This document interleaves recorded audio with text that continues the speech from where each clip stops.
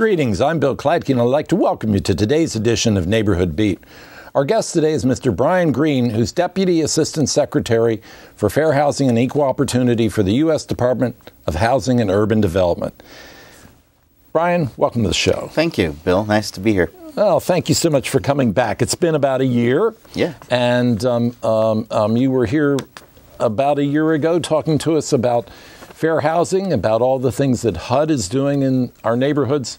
And I'm glad you could come back and refresh us. Thank you. Refresh us. A lot happens in a year. Amen. Amen. For those of our viewers who didn't catch the show, could you please tell us a little bit about the U.S. Department of HUD? Sure. We are a federal cabinet agency, so we are part of the executive branch of the United States government. We have a presidentially appointed secretary, that's Sean Donovan, and my office, the Office of Fair Housing and Equal Opportunity, also has a presidentially appointed assistant secretary. That's my direct supervisor, John Tresvenia. And so I'm the career head of the Fair Housing Office. I've been there many years, ensuring the continuity of operations of our fair housing programs. In other words, you're not a political appointee. That's right. That's right. I'm one of the longtime career employees. So you've seen, how long have you been with HUD now? About 20 years. 20 years? Yes. Wow. So you've seen presidents and, frankly, assistant secretary bosses come and go. That's true. That's true. But a mainstay has been the Fair Housing Act, which is actually older than I am, and that's the main law that my office enforces. And that law has been a bedrock for the whole time I've been there. But we at HUD have been doing a lot in the area of regulations and enhanced enforcement. And I look forward to having the opportunity today to tell you and your viewers about that. Great, great. HUD touches people's lives in many ways, and frankly, probably mostly in ways they're not aware of. That's true. HUD, of course, funds the Community Development Block Grant, which goes into communities and helps communities maintain roads, build developments, build ports.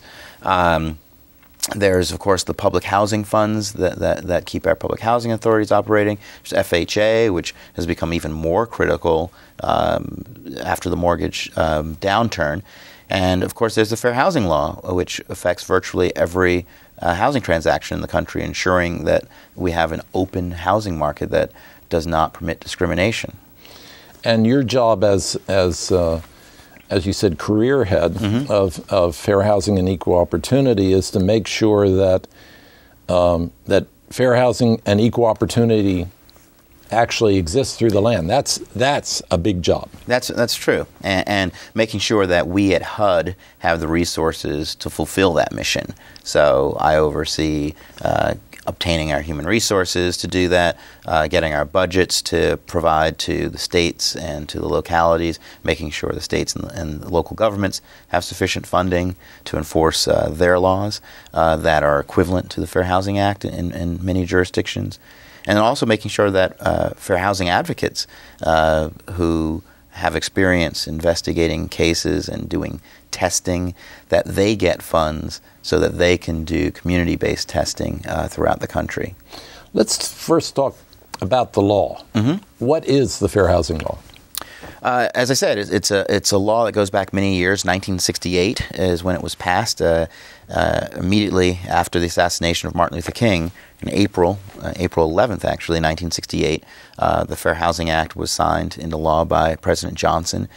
And the main purpose was to prohibit discrimination in virtually all housing-related transactions. So rental, sale of housing, mortgage lending, homeowners insurance, the advertising of any housing or housing-related transaction.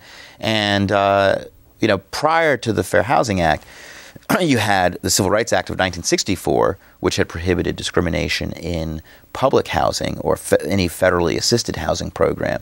But the 1968 law was key to making sure that private landlords didn't engage in discrimination. And as we know, it's really those practices that prevent the mobility of different groups.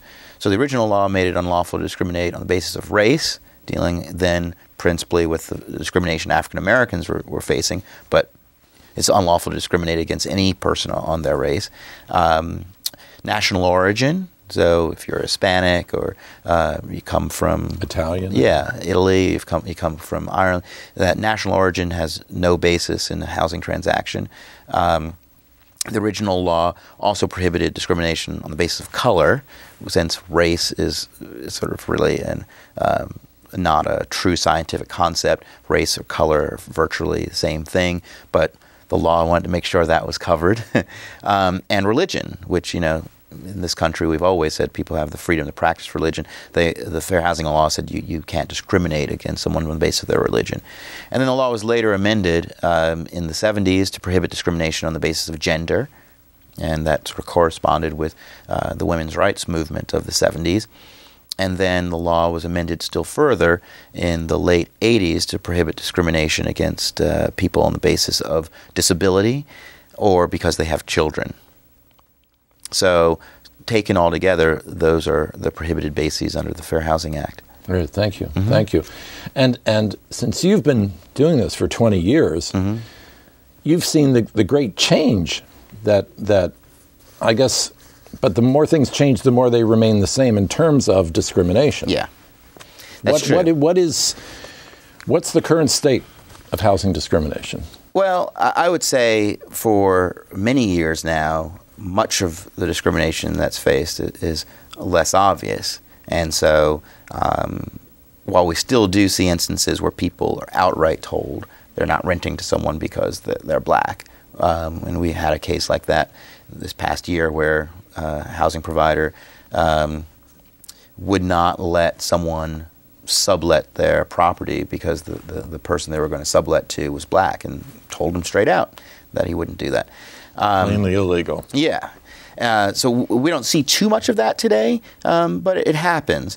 When we do see explicit discrimination today, it tends to be more so on other bases, where people might say no children.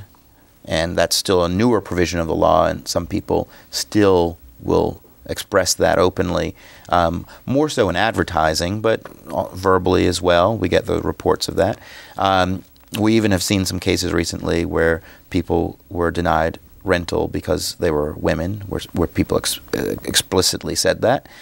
And so we see that, but more often we see situations where either policies tend to discriminate, tend to have a discriminatory effect on a particular group of people, even if on its face it might seem it might be neutral, but where when you actually look at who it statistically burdens, you can prove if it has no other purpose, for example, that it's discrimination. Yeah, so what we see sometimes in some housing authorities have been situations where housing authorities might have a residency preference, where they specifically state that they will not take applications or permit residency for people outside of a particular community, where when you look at the data concerning the community, the immediate community might have a population of 10% African Americans, but the surrounding communities where they're likely to get very many applications might actually be 40% African American. And so by having the residency preference, you're effectively excluding applicants disproportionately based on race. And so we see a manner of and when you see some policies, some occupancy standards policies that might say that they're limiting a 2-bedroom to 2 persons. They're not saying on the face that we want to limit the number of families with children, or that we don't want children here. But when you consider that the 3 or 4 person households who could occupy a 2-bedroom unit, the majority of households almost anywhere, but you'd look at the statistics for a given community, and if the majority of those households are families with children, that would be a policy that has a discriminatory effect on families with children. And when that happens, and someone files a complaint like that with HUD, we actually engage and try to determine, well, what's the reason for the policy? And, maybe there's a legitimate reason, a lawful legitimate reason. But if not, dismissed. Yeah, right. But if not, that could be discrimination. So we see more of that. But, we still see policies that discriminate. In the area of explicit policies, this past year we were dealing with a number of lenders who had policies concerning women who are on maternity leave, where lenders, who in the past this really wasn't a big issue, but lately, especially in the downturn, lenders have suddenly said to women who are on maternity leave, we need evidence that you're going to return to work, and refuse to make the loan, refuse to consider the income that they made from that job that they have, that they're just on leave from, because they're on leave. So they're treating maternity leave like a dismissal. That's right. Yeah, and we actually have some cases here in the Baltimore area against some lenders that involve those fact patterns, where the lenders actually would not make the loan until they were back at work and could report to them and verify that they were now back at work. That's a shame. Yeah. So imagine trying to get a house that's on the market and you have to tell the seller, I got to wait until I go back to work. Or in the instance of some of these cases, women cut their maternity leave short and return to work so that they can close on a house. Yeah, that's unfair and frankly immoral. Yeah, 2012. 2012. How can someone find out more information about HUD and about their rights against discrimination? Well, two ways. Of course, we're on the web, www.hud.gov/fairhousing is one word. And then if you're old school, if you like to call on your smartphone, there must still be some people that do that. Well, they have smartphones now. They can dial us, although there are no dials anymore. They can dial us at 1-800-669-9777. Great, thanks. So that's an 800 number that connects you to the office nearest you. Great, and for our folks that are hard of hearing? Yes, well, we actually have TTY connection if you contact us through that. Okay. And then, of course, we are compliant with our website as well, so people can access via the web. Right. And I know that the way HUD is organized, you have a Maryland office. That's right. Someone get in touch with your Maryland office. Well, still the best way would be to access through the 1-800 number. And we like the 1-800 number because it also helps us know how many people are calling through and where those calls are going. But you can call through that number, and also the information is directly on the web. And people can file complaints on the web too. I think, I'm not sure if it's a majority now, but a large percentage of our case filings now come via the web. Really? Mm-hmm. That is a change. That is a change. Yeah. Yeah. That eventually you'll have a virtual. That would be great. Yeah. Still too much paper. Yeah, and it's a legal proceeding, so. That's absolutely right. Yeah, it must be traceable. Yes, and so we're doing a lot internally to actually expedite our cases by trying to figure out ways, at least at the stage when people are working on the case, to trade documents virtually.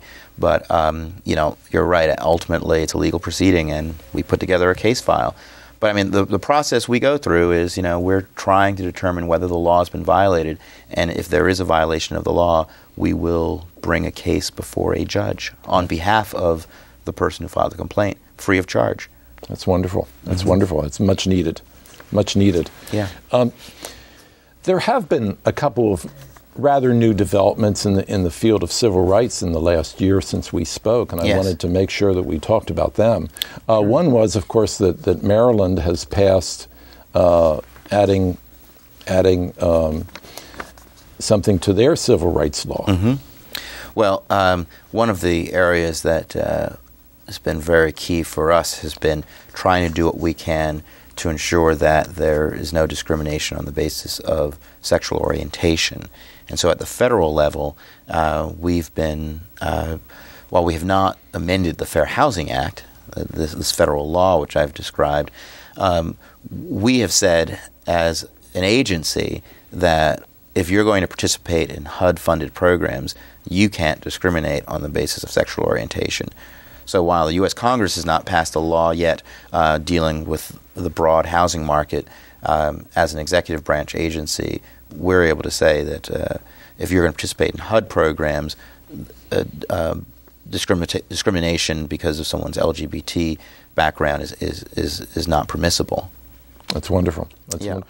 And as incidents have shown in Baltimore County in Maryland, and elsewhere in Maryland, much needed. Yes. Much needed to protect these folks. Yes, and that rule just became effective 2 days ago. Oh, that's great. Yeah. That's great. That's great that HUD is moving forward in that. Another area, of course, is the whole area of mortgage lending discrimination. We've had a number of instances, and of course it's an industry in turmoil because of the recession and because of various illegal activities by folks in the financial sector, some of which have been prosecuted, some of which have not been.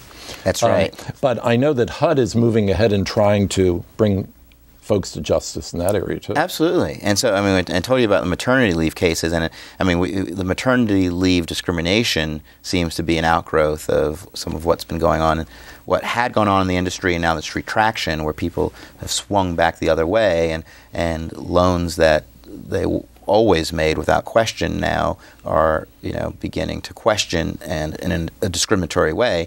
But we also have seen some disability-related discrimination as well in the lending area, Really? where people's incomes being questioned, income that's secure is being questioned now because someone has a disability. But then we still have, race discrimination, national origin discrimination, and so we get those lending complaints as well. And then, scams. We still see scams, and many of these scams, the mortgage lending rescue scams, people present themselves as helping people who are facing risk of foreclosure, and they then actually make the situation worse and reap a profit in the process. But we see those disproportionately affecting communities of color. People targeting communities of color, people targeting the elderly. We had predatory lending in the first place, and we had subprime lending in the first place, which it took advantage of minority communities. And now on the back end, we see this. And the latest example of people exploiting other folks. That's absolutely right. Could you give us, just before you pass on to some other things, a little bit about what people should look out for and what are their rights in that area? Because it's something that definitely is affecting a lot of Marylanders at this point. Well, I would say at the origination stage, if you are applying for a loan, first of all, shop. Compare lenders. You really need to do your homework there. So you should compare. But then, if you're getting farther into the process, if you find that the interest rates that lenders are offering you, or the fees that they're offering you seem out of range from what you had seen before, then begin asking questions. And it's interesting because, coming out of the mortgage downturn, you hear a lot of people blame the victims. A lot of people who say that the downturn was the result of people making loans to folks who weren't qualified or should never have been qualified. What we see through a lot of the data are people who are qualified and are qualified at better rates getting bad loans then that they can't pay. And had they known that they could shop more, or had really they not been taken advantage of, they would still be in their homes. But could have gotten something affordable. Right. Well, yeah. So consumers think that the lenders are the professionals and that they're going to be treated well, but it's a consumer transaction just like any other, and you have to do your homework, and you have to ask questions if someone, starts changing the story, it starts changing the rates on you. And so that's one thing to be wary of. And I would say don't respond to solicitations. Over the phone or in mail? Yeah, absolutely. Right. And there's a lot of information regarding your deed that's available at the county courthouse, and that's public. And there are some lenders who, based on that information, will send you notices. And we've all gotten these, and where they seem even official sometimes. We've seen some awful things. We've seen people pretending to be the Federal Housing Administration, and in fact, I think I've seen them use other names like Federal Housing Authority or something like that, pretending to be FHA. Something that sounds official, but actually is just a scam. Right. Or they cite something that HUD said recently to create the impression that the letter's coming from HUD, but it's not. So just be wary of any solicitations. If you were not expecting that letter, I would just throw it away. Rip it in half and throw it in the recycle bin. Exactly. Lenders won't be happy with me on that. But hey, if you're the consumer, it's your choice. So if you're in the market, you go out there and do your homework and don't be persuaded by that. Where can somebody do their homework? On the internet? Internet's a good place. I highly recommend contacting a HUD-approved housing counselor. You can go to the web again to find housing counselors, or you can contact HUD and type in. They could search for HUD-approved housing counselors. Yes, HUD-approved housing counselors. If you go to the HUD website and you get the information there, you at least know it's HUD-approved. If you look up and you see, yes, you're still on the HUD webpage and the list of housing counselors and the states, you at least know you're getting a HUD-approved housing counselor. So it might be best to just go to www.hud.gov yes. and look for housing counselor. Absolutely right. Yeah. So HUD.gov, housing counselor. Give us a call just the same. And the nice thing is they're free. Yes, that's right. They're free. They're free. I would even recommend at any step in the process that people consult with the housing counselors just to be on the safe and narrow. Yeah, that's a good tip. That's a good tip. Disability is an issue that continues to be with us. That's right. And if anything, I know that it now constitutes a much larger percentage of discrimination complaints. That's true. What are the main things you're seeing? Well, I would say disability complaints are about maybe 45% of what gets filed with us. Wow. So almost half of the complaints that are getting filed nationally are disability complaints. And I think, if you're a person with a disability, just to navigate this world, you need to know your rights. And I think people are better understanding their rights and now filing those complaints. And so we see those complaints. About half of those complaints usually involve some failure of a housing provider to provide an accommodation that a person believes is necessary. So it may be that they need a parking spot close to the front door, and the manager may have a first come, first serve parking policy, and someone with a disability may have to navigate the entire parking lot to get to the front door. Maybe they're walking on crutches or a walker. And exacerbating a health condition or maybe in inclement weather. It's not something they can do. And so the accommodation may be in that instance to let them have an assigned space near the door or closer space. So we get a lot of those complaints. I love one of the slogans of HUD comes up every year with the slogan for Fair Housing Month. April is Fair Housing Month. One of them was, "It's only fair." Yeah. And to me, that is really the measure of all of the things that you've really been talking about, is that it's only fair. I mean, helping out somebody who has a significant health problem or a movement disability like that by giving them a space that's closer, that's only fair. That's right. And some people get the disability rights part of the law confused. Because we hear housing providers who say, well, I want to treat everyone the same, and as a result, I'm not going to give this accommodation to this person with a disability. But when it comes to disability, the law makes very clear that a reasonable accommodation may be necessary in order to afford the person equal opportunity. Right. So in those situations, what the law is saying is, in order to provide equal access, you may have to do something different or make some exception to your policy so the person has equal access. But you mentioned Fair Housing Month. You know, April is Fair Housing Month, and I want to tell your viewers that we do have an event in Baltimore on April 18th, and that's an event that HUD's Office of Fair Housing is co-hosting with the Baltimore County Human Relations Commission. And so folks can find out about that by going on the web or that's right, HUD right, contacting us or the Baltimore County Commission. I would be bereft of my responsibilities as an interviewer if I didn't ask you about the equal opportunity part of your job title. Oh, yes. Well, you know. What does that involve? Well, briefly, in a minute. Sure. It sort of picks up on what I was even saying in terms of people with disabilities, that, you know, the ultimate goal is equal opportunity. And so often people think of discrimination as the sort of Mosaic prescription, thou shalt not discriminate. And so a lot of the law is that, you know, you can't do this constitutes discrimination.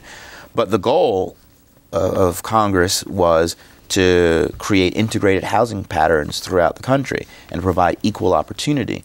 And so there are some proactive things that are required as well. So the to accomplish that. That's absolutely right. So the Fair Housing Act actually states that the Secretary of HUD must administer programs in a way that promotes equal housing opportunity. And so towards that end, we as an agency, when we cite public housing or when we provide money to communities, we need to make sure that money does not go to perpetuate existing segregation, and that, in fact, it is seeding opportunities in less segregated environments. So, you know, we need to make sure that the built environment, you know, when it comes to low-income housing, is not going to result in minorities being limited in their housing choices based on race or national origin. Absolutely. And they can go on the website to find out more about that. That's true. Along those lines, I just want to say we do have a rule that's coming out that will help educate the HUD recipients on their responsibilities in what we call affirmatively furthering fair housing. But basically it means proactively promoting equal opportunity. Great. Unfortunately, that's all we have time for. All right. Well, it's been great. Yes.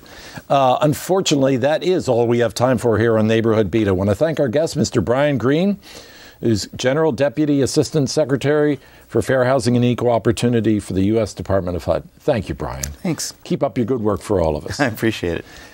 And for Bill Kladke, I'd like to say thank you for tuning in. Let's try to be a good neighbor out there in all of our neighborhoods, and we'll see you next time.